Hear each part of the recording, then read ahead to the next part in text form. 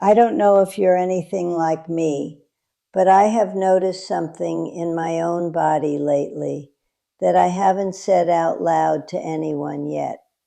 A heaviness in the mornings that wasn't there 5 years ago. A coldness in my feet that my socks don't seem to touch. Small things. The kind of things you explain away because explaining them away is easier than asking what they mean. I know that feeling. I lived inside it for years. And then I did something about it. And at 99 years old, I can still walk to my own mailbox, tend my own garden, and stand at my own stove every morning. I am going to tell you exactly what I did and exactly what changed. I have saved one thing for the very end. The thing that is not in any drink or any habit or any supplement. The thing no doctor has ever been able to write on a prescription pad. And I need you to stay with me until we get there, because it is the reason everything else worked. My name is Margaret Eloise. I was born in 1926. I have lived through rationing and the polio years and the era when a woman did not discuss her body with her physician. She simply endured whatever it did. I have watched medicine advance in ways that would have seemed like miracles to my mother, and I have watched it miss the quiet things, the early things, the things that only reveal themselves if someone is paying close attention. I have outlived most of the people I grew up with, and I have spent a great deal of time thinking about why some of us keep going and others don't. I have sat with people in their final years, and I have sat with people who are still fully alive in their 90s. And there is a difference between them that medicine alone does not account for. What I know now, at the end of a very long life, is that the body tries to talk to you years before it stops cooperating. Most people are not listening, and I understand why. Life is loud, and health is quiet, until suddenly it is not. My legs nearly stopped working when I was in my late 70s. Not from an accident, not from a surgery gone wrong. From years of small neglect that added up the way small debts add up, quietly and then all at once. I am going to tell you what I did to get them back. I am going to tell you what I drink every single morning, the same thing for over 20 years now, and what it has done for the circulation and the strength and the steadiness that my doctors told me I was unlikely to recover. But first I want to tell you about Harriet. Harriet was my neighbor for 31 years. She was sharp and funny, and she had a garden that made mine look like an apology. For most of those years, she walked everywhere. To the post office, to church, to my front porch for coffee every Tuesday morning without fail. Then gradually, so gradually that none of us marked the exact moment it changed, she stopped walking to things and started driving to them instead. Half a block to the mailbox, 2 driveways over to return a dish. We teased her gently. We called her the queen of her automobile. She laughed along with us. We should not have laughed. What was happening inside Harriet's legs was not laziness. It was not preference. The circulation that had quietly carried warm blood all the way down to her feet and back for 7 decades was beginning to fail. The vessels were narrowing. The nerve signals were getting interrupted somewhere between her brain and her feet, the way a phone call breaks apart when the connection is poor. She could feel her legs.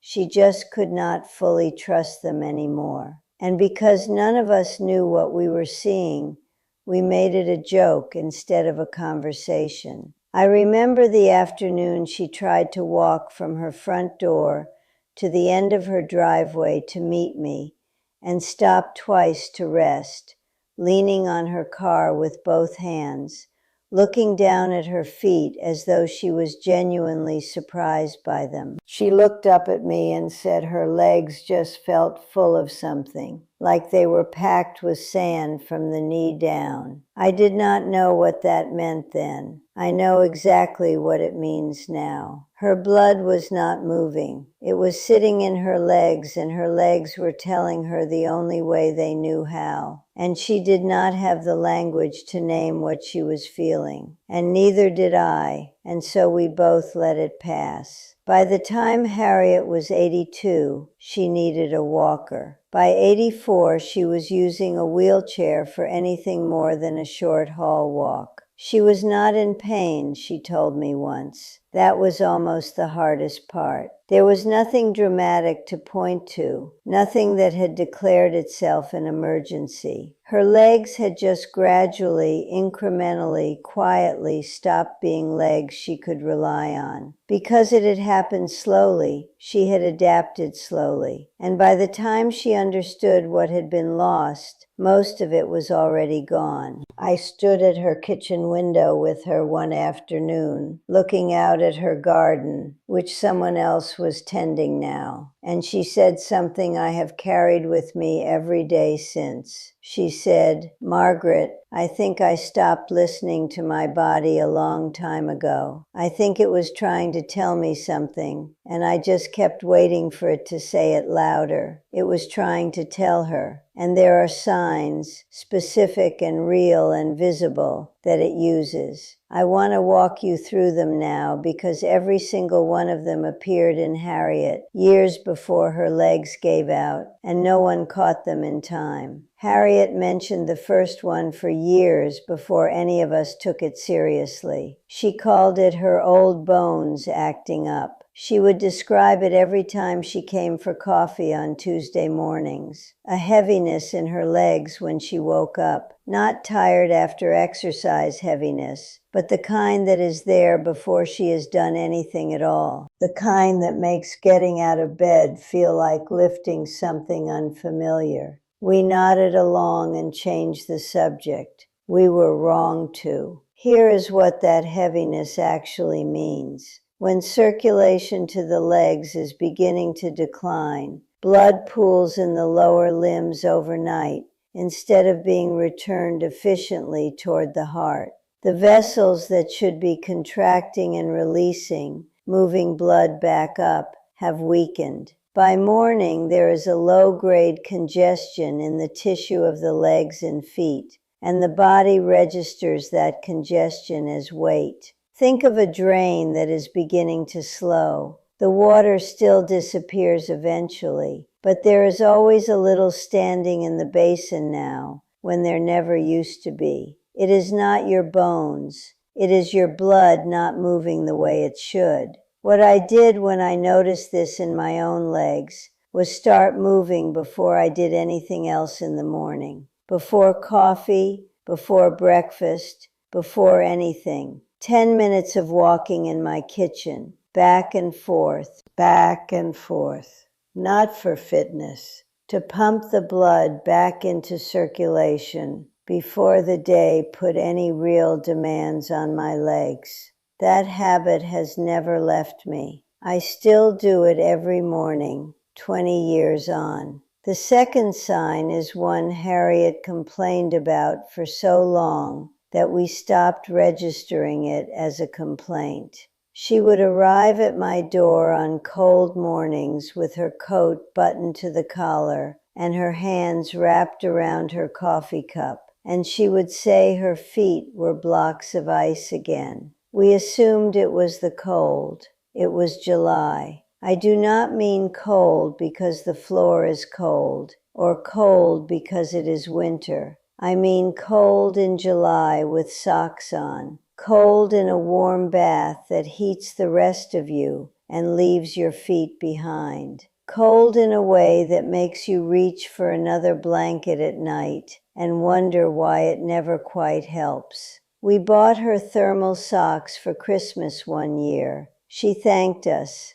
They did not help because the problem was not outside her feet. The problem was inside them. When circulation is compromised, the blood that carries warmth deep into the small vessels of the feet is simply not arriving in sufficient supply. The feet are the farthest point from the heart, the last stop on a route that is becoming unreliable. Persistently cold feet are one of the earliest signals that the route is starting to fail. It is not about how warm your socks are. It is about whether the warmth your body generates is reaching its destination. If it is not reaching your feet, it is worth paying attention to where else it might not be reaching. What I did was add movement specifically designed to force blood into the lower legs. Not just walking, but calf raises throughout the day, standing on my toes and lowering back down while I waited for the kettle, while I stood at the sink, while I talked on the telephone. Small pumping motions that the calf muscles are specifically built to perform and that directly assist the blood in returning up from the feet. I did them 50 times a day in sets of 10. Without ever setting aside special time for them. They cost nothing and they change things. Right now, before we go any further, I want you to notice your own feet. Not tomorrow, not after you finish watching. Right now, as you are sitting there. Are they warm or are they something less than warm? Are they the same temperature as the rest of you? That answer is worth something. Now the third sign. I did not see this one on Harriet until I knew what to look for, and by then I was looking at my own legs instead. She had mentioned once, in passing, that the skin on her lower legs had gone strange. That is the word she used, strange. Thinner somehow, a different texture than it used to be. And there was a faint brown tinge along her ankles that we both assumed was bruising, the natural bruising that comes with age. It was not bruising. Here is what it actually was. Imagine a pipe in an old house where the water pressure has been dropping for years. The walls of the pipe have been slowly weeping, not bursting, not leaking dramatically, just seeping the faintest amount through the joins. And wherever that seepage dries on the outside of the pipe, it leaves a faint rust stain. That is what is happening on the skin of the lower legs when circulation has been poor for a long time. When blood pools rather than moves, the small vessels under the skin begin to leak tiny amounts of red blood cells into the surrounding tissue.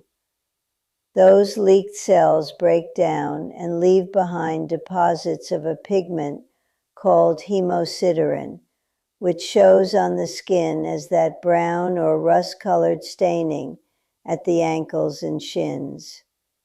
The shininess that Harriet described comes from the skin thinning as it is deprived of the nutrients that healthy circulation delivers.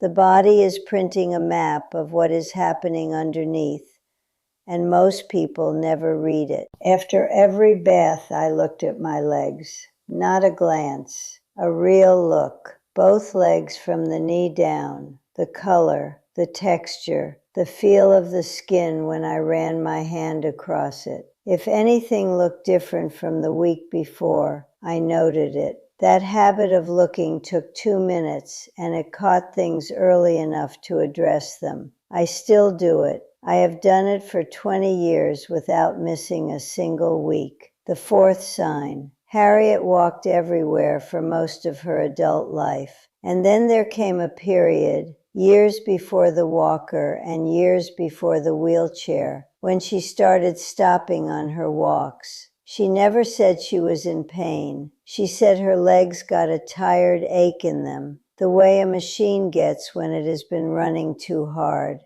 and if she stood still for a minute, the ache would pass and she could go on. She thought she needed to get fitter. She thought the stopping was a sign of weakness. I thought the same. Think of a watermill on a river where the channel has been quietly silting up for years. The mill still turns, but only when the river runs high. When the water level drops, the mill stalls. It is not the mill that is broken. It is the channel that can no longer deliver what the mill needs to keep working. The working muscles of the calf are the mill. The narrowed vessels are the silted channel. When the muscle calls for more blood to fuel the work of walking, and the vessels cannot deliver it fast enough, the muscle cramps in the gap between what it needs and what it is receiving. Rest reduces what the muscle needs. The cramp eases. And most people take the easing as a sign that everything is fine.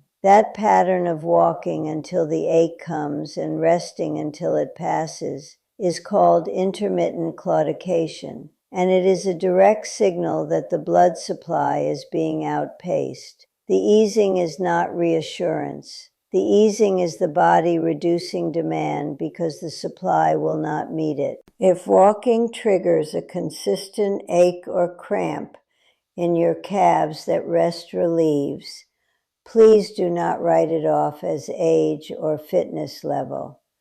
Tell your doctor. Describe it precisely. The walking, the ache, the rest, the relief.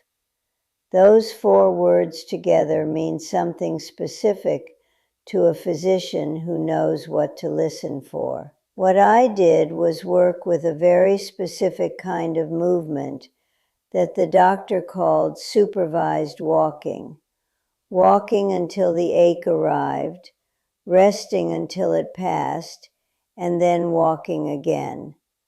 Not avoiding the discomfort, but using it deliberately to train the vessels to build new pathways around the ones that were narrowing. 15 minutes at first, then 20, then more.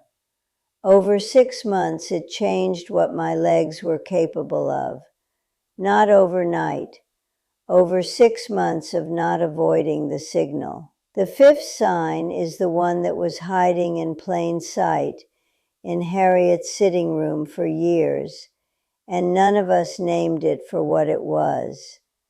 I had seen it so many times, I had stopped registering it. She kept a small footstool in front of her favorite chair, and she elevated her feet every afternoon without fail. When I asked her about it, she said her feet went tight in her shoes after she had been sitting for a while, that her ankles swelled up by mid-afternoon every day. She had adapted to it so naturally that it had simply become part of her routine. The footstool was sensible. It was not enough. If when you stand up from a chair after an hour or more of sitting, your ankles have swollen noticeably and your feet feel tight in your shoes in a way they did not when you sat down, the circulation that should have been working while you were still was not keeping up. Think of a slow-moving river on a hot day where the water is barely flowing. Silt settles at the bends. Debris collects where the current is weakest. That settling, that accumulation, is what is happening in the tissue of the ankles when the blood is not moving through efficiently. Elevation moves the silt for a while. It does not clear the riverbed. The footstool manages the swelling. It does not address what is causing it. What I did was set a rule for myself that I have kept without exception. Every 45 minutes of sitting, I stood and walked for 3 minutes before I sat back down. Not a long walk, 3 minutes. Around my kitchen, down my hallway, to the garden and back. 3 minutes was enough to restart the current. I wore a watch and I used it. My ankles have not swollen regularly in over 15 years. That is not an accident. That is 45 minutes and 3 minutes repeated every day. Now I want to tell you about the drink. Most people, when I describe my morning, assume I mean coffee. They assume that because they know I am a creature of habit, and they know I have started every morning the same way for as long as anyone can remember. When I tell them that the first thing I put in my body every morning is not coffee, has not been coffee for over 20 years, I watch their face change. They expected one thing, and I am telling them something else entirely. That moment of surprise is what I want you to hold on to, because it is in that gap between what you assumed and what is actually true that the useful information lives. I do not start my morning with coffee. I start it with water, warm water with a full squeeze of fresh lemon, a small pinch of turmeric, and a teaspoon of raw apple cider vinegar. I have done this every single morning for more than 20 years, not because a doctor told me to, because I paid attention to my body when I started, and I noticed what this drink was doing over time in a way that was impossible to argue with. Here is what each part of it actually does.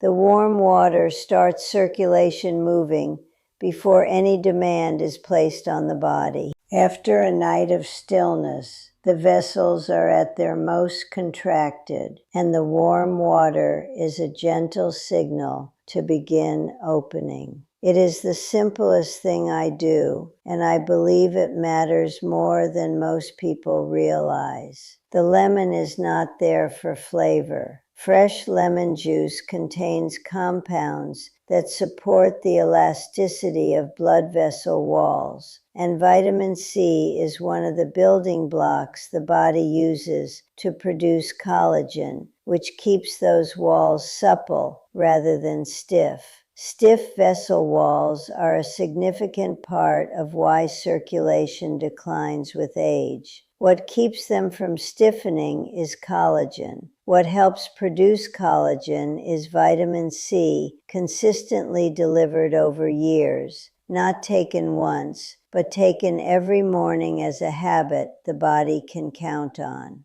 The turmeric is there because of what its active compound does to blood flow. Think of a kitchen drain after years of use, slowly accumulating a film of grease along the inside of the pipe. Water still runs through, but not as freely as it once did. What curcumin, the compound that gives turmeric its color, appears to do is work like a gentle daily cleaning agent for the smaller vessels. It helps keep the blood from accumulating the kind of sticky buildup that gradually narrows the passage in the small vessels of the feet and lower legs. Researchers at the University of Maryland, in findings that have since been replicated across multiple studies, documented that curcumin meaningfully improves blood flow through exactly those smaller vessels. I use just a pinch, not a supplement, not a capsule, a pinch in a warm cup of water with lemon every single morning.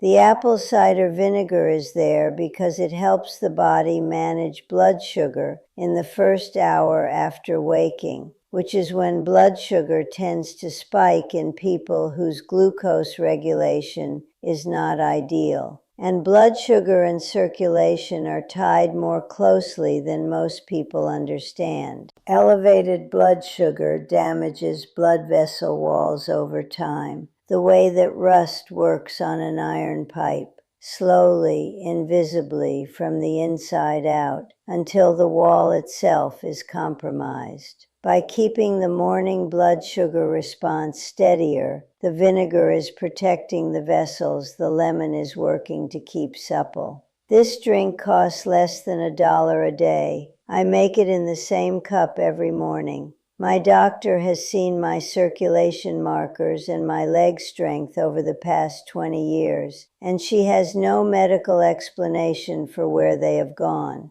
I have no mystery about it. I pay attention. I show up every morning. I am consistent, and 20 years of consistency is its own answer. I almost did not keep it up in the beginning. There were mornings when it felt unnecessary. I am so grateful I kept going. But here is what I have saved for last, because it is the thing the drink cannot deliver, and the morning walk cannot deliver, and no doctor has ever been able to prescribe. The most important thing I know about keeping a body working well at the end of a long life is this: you have to want to be here, not in a vague way, in a daily, deliberate, specific way. You have to wake up and have a reason that is bigger than your own comfort or discomfort to put your feet on the floor. Harriet lost that, I believe, before she lost her legs. She lost the daily conviction that her presence in the world was required by something or someone outside of herself. And I watched her fade in the way that people fade when they are not quite sure they are still needed. I have a garden I tend. I have letters I write by hand to people who still read them. I have a neighbor's child who comes on Thursday afternoons, and I teach her to bake the same bread my mother taught me. These are not hobbies. They are the reasons my legs are still under me at 99. Not the lemon water, not the calf raises, not the attentive looking at my own skin. Those things maintain the body. Purpose is what keeps the body willing. Science has begun to catch up with what I have known from watching people live and die for nearly a century. People who maintain a strong sense of daily purpose, who are needed by others and know it, show slower rates of physical decline, better circulation, lower levels of the inflammation markers that damage vessels and nerves, and measurably better outcomes after illness than people who feel their usefulness is behind them. This is not sentiment, it is measurement. It is what happens inside a body that has a reason to keep working. Let it go, the years you did not pay attention, the signs you missed, the doctor appointments you skipped, the swelling you explained away. Let every bit of that go. The body you have right now today is the only one you can work with, and it is more willing to respond than you have probably been told. I am proof of that, not because I am exceptional, but because I started. I paid attention. I made the drink. I did the 10 minutes in my kitchen every morning. And I found the Thursday afternoons. Start with your legs tonight. Start with your lemon water tomorrow morning. And then when you are ready, find someone who needs you on a Thursday afternoon, because that is where the deepest keeping going lives, and that is where I will leave you.